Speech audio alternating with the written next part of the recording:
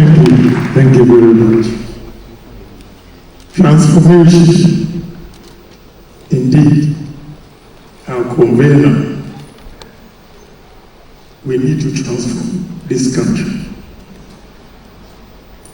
And it starts right from here, the future leaders that are here.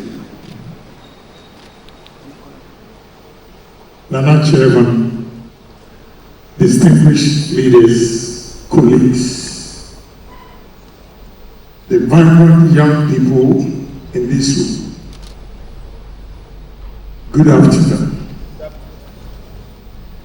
Let me begin by thanking the organizers for bringing us together, the conference, for giving my voice.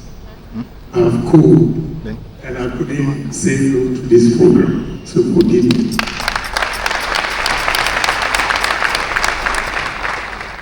Conferences like this are not just events, they are mirrors.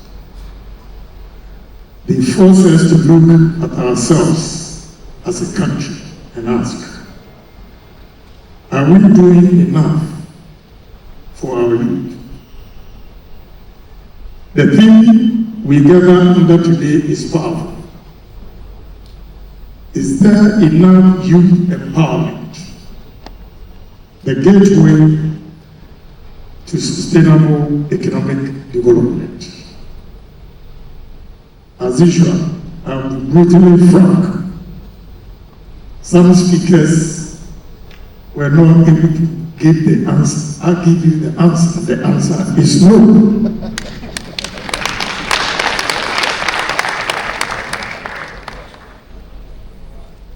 The answer is no because we've had brilliant youth in this country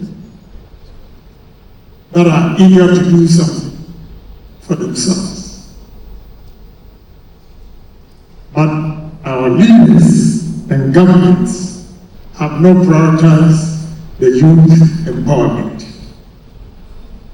And even an example that is a gentleman who asked a question about cocoa powder.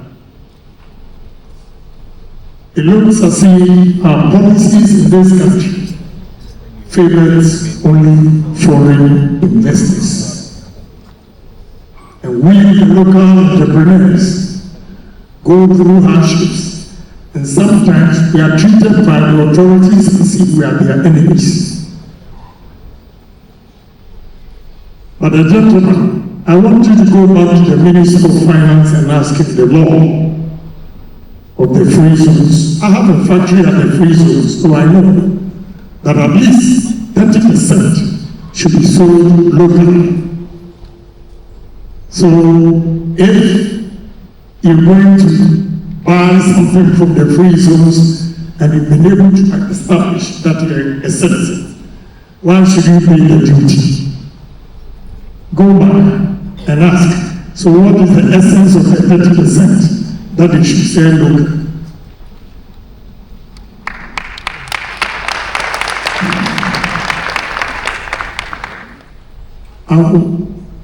I'll break my thoughts into two phases. The first one is the government role to empower the youth. Any government that do not assure the future of the youth, it means the country itself has no future. Because the youth is our future.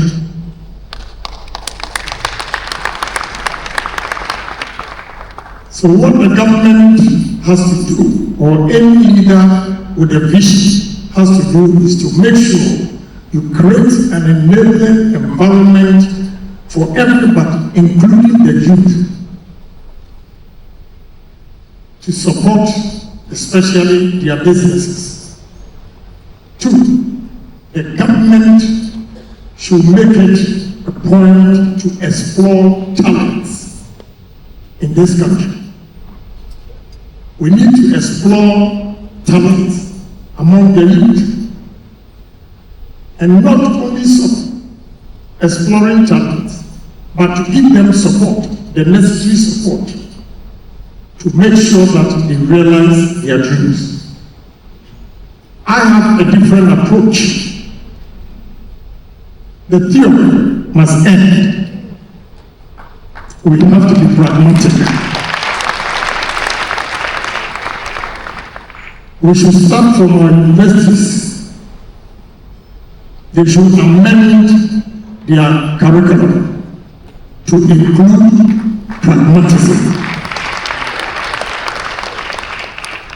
Now where I was in Agyapong College and I could recite from scene 1 or act 1 to the end of Macbeth.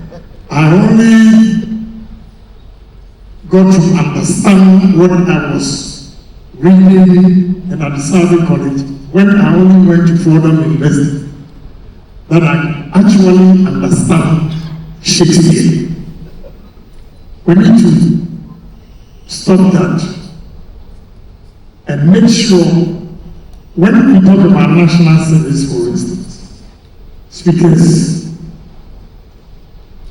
an engineer who has completed university and needed experience, when he goes to national service for appointment or recruitment, they gave him a reception. How do you expect an engineer to be a receptionist and expect him to deliver? This is what we are confronted with as a nation. At least engineers should be introduced to companies specialized in engineering field to enhance whatever they've learned and the practical experience that will enable them to take their destiny into their own hands. This side of the world, and my country, Ghana, our policies do not encourage the youth to take their destiny into their own hands. A country where they believe only the old has the wisdom and the knowledge, I'm afraid we need to change. We have to appreciate the youth, their talents, and their innovations.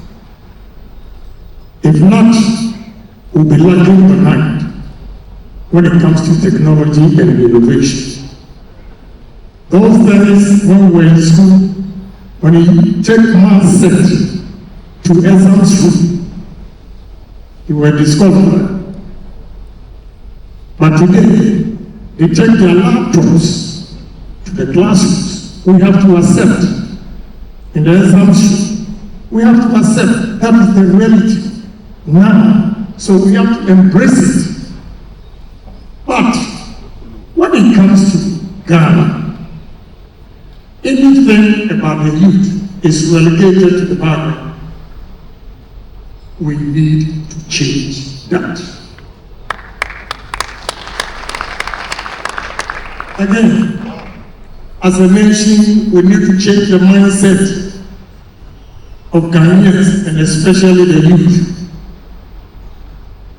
The youth today believe that the only way to make money is to gamble.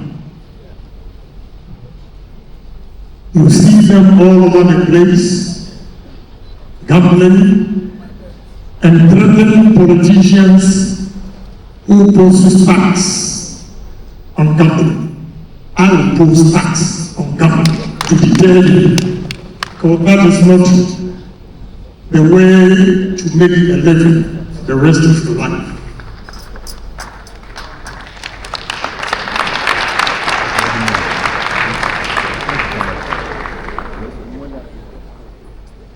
Let us identify young entrepreneurs and give them the support. I will use Asia Miracle as an example. Asian Miracle, Esanyo, Hyundai, and all those companies were giving support. And the support was that when you fail, you are giving money to buy your equipment. If you fail to use the equipment for what you put on that document before the money was released, they will take it from you. And that time, with all due respect to Nana, Nana cannot beg, Pastor cannot beg, your uncle cannot beg. They will take the business from you and give it to Mr. B. And because the companies knew that when they made a mistake, they were going to take it from them, they made sure that all the equipment and money that were given to them were properly used.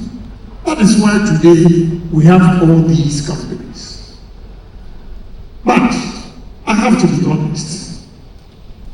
Ghanaian businessmen or entrepreneurs, some of them are also very dishonest. When loans are given to them to expand their businesses, they buy treasury bills and use the interest of the treasury bills to service the loan. I tell you the truth, I'm a businessman and I know. And all these things must stop. If not, the future of our youth is bleak. They cannot do anything.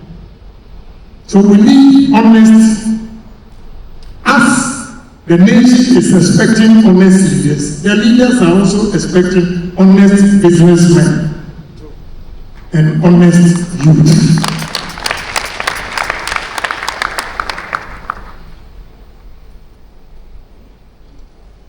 And to the youth of this country, I know you have dreams.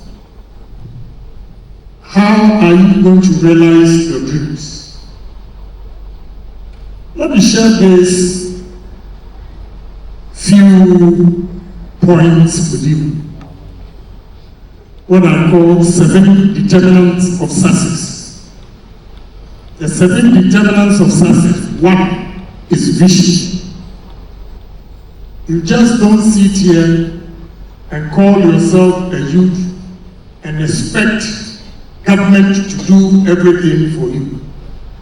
All the successful people sitting here telling their story, none of them rely on government for his survival. They all work hard. So if you want to succeed as a youth, the first thing you have to do is to have a vision. Dream big. Do things big. Don't be a myopic thinker. Where everybody, when you explain what you want to do, your own colleagues will discourage you by saying, oh, you are too known, you are this. The moment they tell you you are too known, that should be an encouragement to you to push ahead for your vision.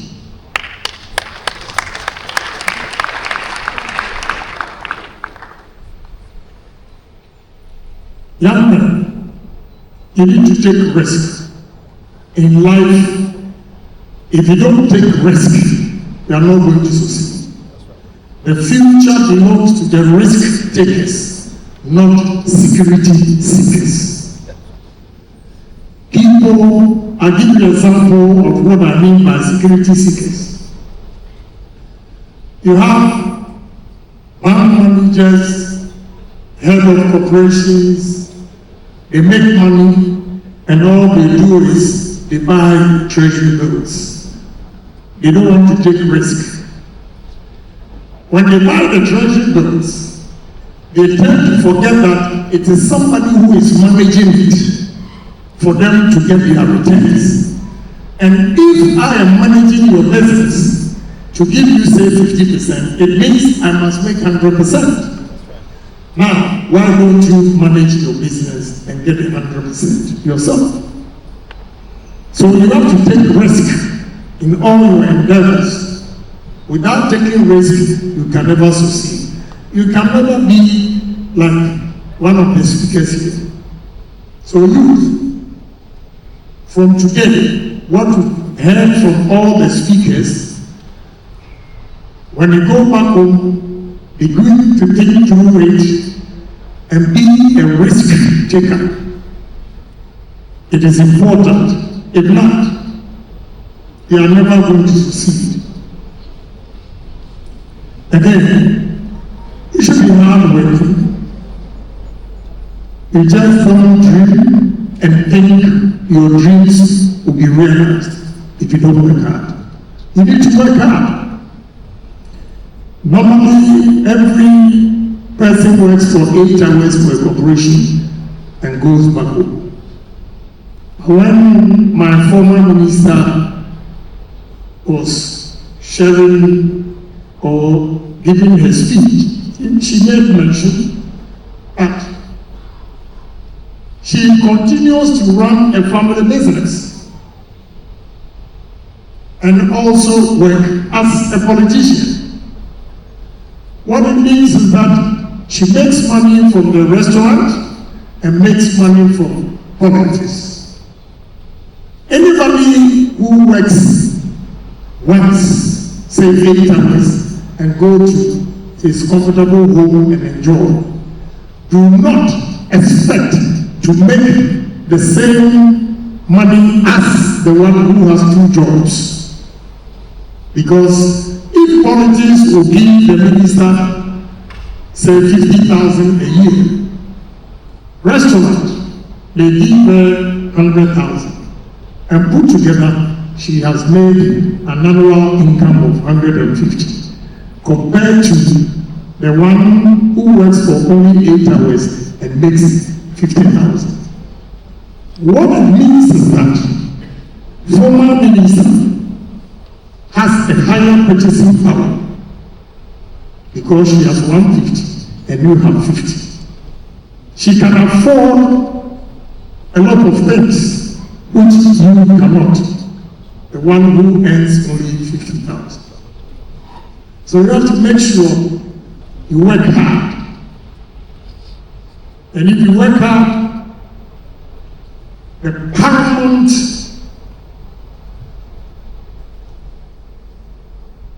what you have to do with the money you make is to have ability to save. You should be able to save some of your money, no matter how low or small your income is, because of the rainy day. Let me sound political a bit. Going around Western Mount Ahafo and Bono, I saw all the cocoa farms. And the cocoa, they can't do anything about it. And I called Cocoa Board to ask, my brother, I'm going around, and the way I see our cocoa trees, what is happening? He said there's a disease called swollen shoots. So what are you going to do? And listen to the sad part. He said, we have borrowed money from World Bank to plant new trees. And my question is, for over 100 years that we've sold our cocoa beans, we didn't think of rainy day that we have to save at least 5% of our earnings. And today, that they have a solution, they are going to borrow money from World Bank before they can correct the wrongs. It's a shame. So don't be like the government who doesn't say. Say, if you are not married, say 70% of your income. If you are married, the couples should say 30% of their income, because maybe they can have kids.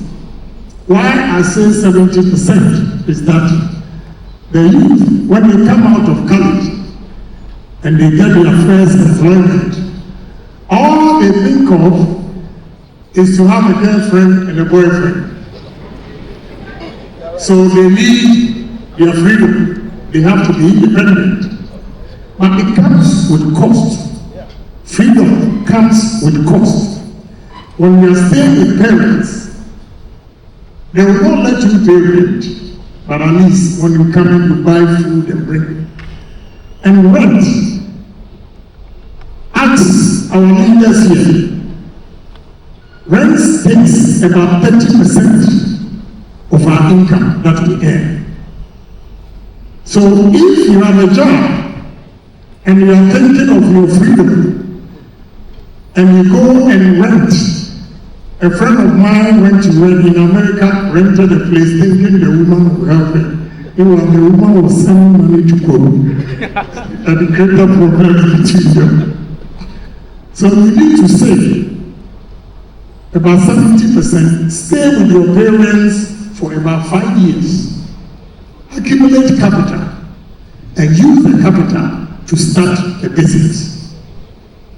You will see that your classmates who had a job and rented a place with a boyfriend or girlfriend will definitely be far, far behind you when it comes to capital. And a day will come that your accumulated capital that you have invested, when you are spending, you do not even feel it because you have enough for yourself.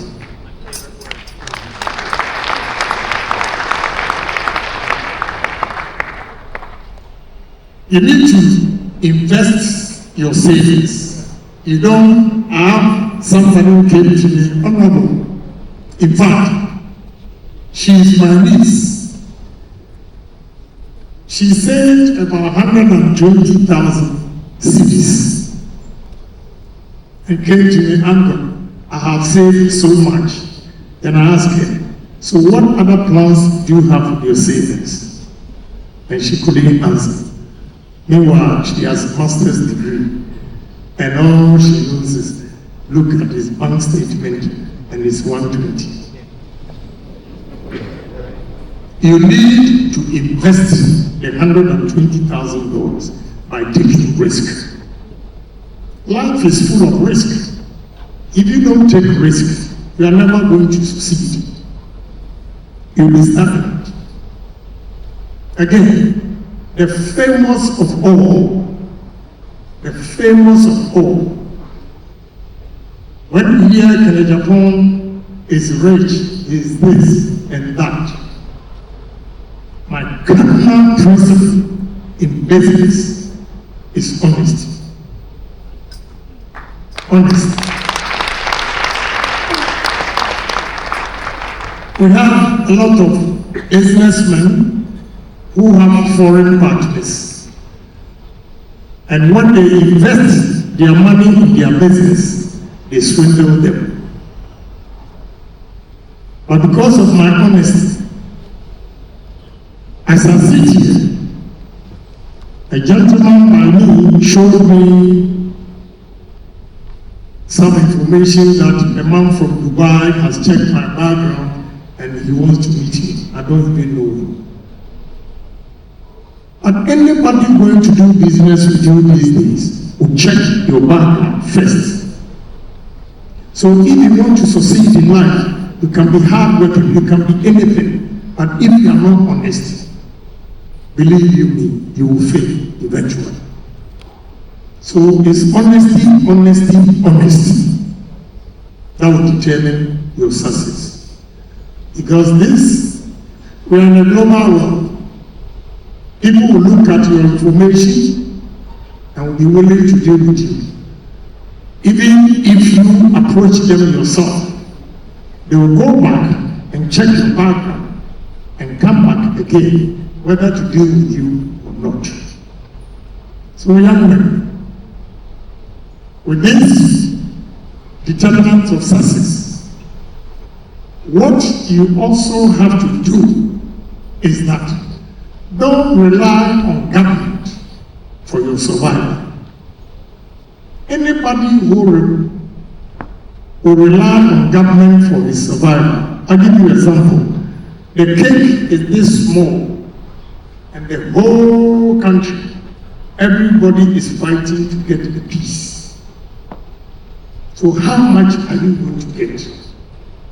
That is the question. So to succeed in life, don't rely on government for your survival. Start a business. There was a question. It was not thrown to me, but I wanted to give the answer. If you want to do business, you might have the most brilliant ideas. But if you come to me with zero down payment and expect me to give you 100% of your dreams, I'm afraid I'm not going to do it. I will not want to do it because I give you the money freely, you will spend it anyhow. I want to see your commitment. Even if you've committed 20%, then I will see the seriousness in you for me to invest in you. But coming in with brilliant ideas, and such people, they can really talk to convince you. But I've gone past that. So show commitment that indeed you believe in your product. Two, indeed you believe that the project is feasible. If you are able to commit yourself, then I will consider also assisting you. Okay. So young men and women here, it is not magic to be successful. Just simple things. But the government has to do a lot as well. Yesterday, I watched CNN and I was so inspired by Ghanaian women. Let's clap for Ghanaian women.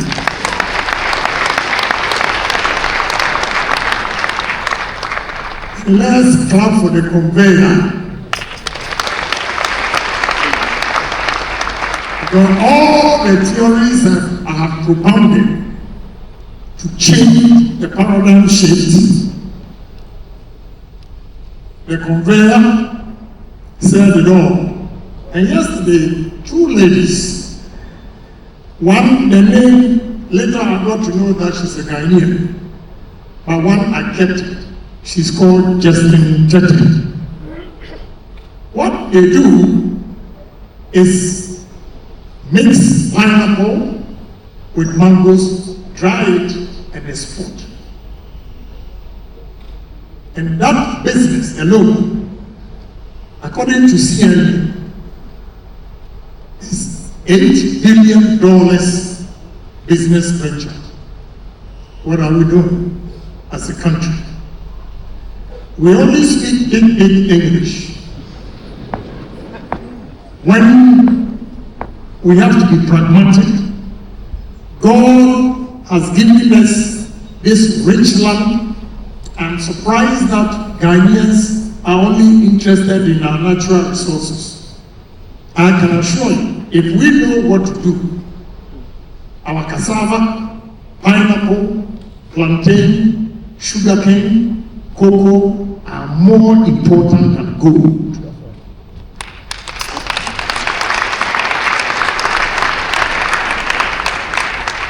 We are lacking a leader who has creative mind and business as well. That is what we are lacking. So we have to make sure that we go back. I think on YouTube you will see these ladies, what they are doing. Another time I saw two ladies in real estate, also featured by CNN. It shows that the women are now aggressive. They are not waiting for their husbands to give them job money. Clap for them again.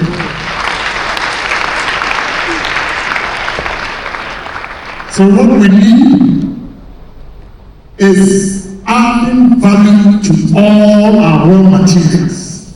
We should create businesses in this country, processing our raw materials, Right. agro-processing with the value chain, I can stand here before you here and tell you how many factories I can get out of maize. Maize, I can get corn oil, 1, 2, I can get ethanol, 3, I can get maize flour, 4, I can get poultry feeds, 5, I can produce cereal, 6, I can produce corn flakes. What are we doing? We can use cassava for 32 different products. We use cassava for ethanol, we use cassava for starch, we use cassava for powder, we use cassava for poultry feeds. So many things we can do. Cassava biscuits. What are we doing? That is the question. Right. So young men and women here today, this afternoon, if you are fortunate to get government job, fine. But if not, begin to pick mangoes. Begin to pick the pineapples. I have a young man who came to me with 2,000 acres of mango farms and 500 acres of coconut farm. I can tell you, so many things you can do with coconut, so many things you can do with pineapple or mangoes. So young men and women here, let's go into agro-processing. We are not going back to the agrarian style of farming. We are going to use technology, mechanized farming, and from there, we add value to all our raw materials. And we make more money than the gold. Before I take my seed, let me give you an example. If you don't know, the fastest growing economy in West Africa now is Benin. And he's using 2 things. 1, cotton. 2, tourism. Ghana, we produce cocoa over 100 years. And now we go to World Bank for 500 million. Or we hedge our cocoa for $500 million. A population of 9 million Benin. This year, the revenue from cotton was $650 million. Striking the average and see a population of 33.6 million looking for $500 million from World Bank, and a population of 9 million earning revenue of $650 million. That is the question. It tells you that our policies here are fundamentally wrong, and we need to change it.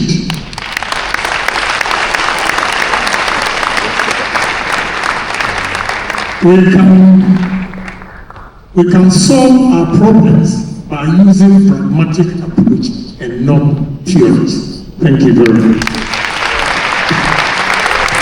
Thank you so much. Grateful for your time and your thoughts. Appreciate your passion and your zeal to lead.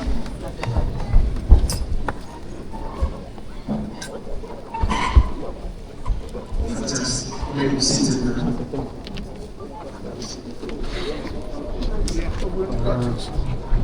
Honorable Kennedy Agyapong spoke about women enterprises, women in business. The good thing is that we have women in business, women in media, women in governance, and so very shortly we'll have one such to speak to us. We have the Deputy Presidential Spokesperson here, in person of Shamima Musa. She'll be addressing us very shortly. And please put your hands together. Now, earlier when the CEO of Wonder Africa was speaking, he did mention that for every young Ghanaian who has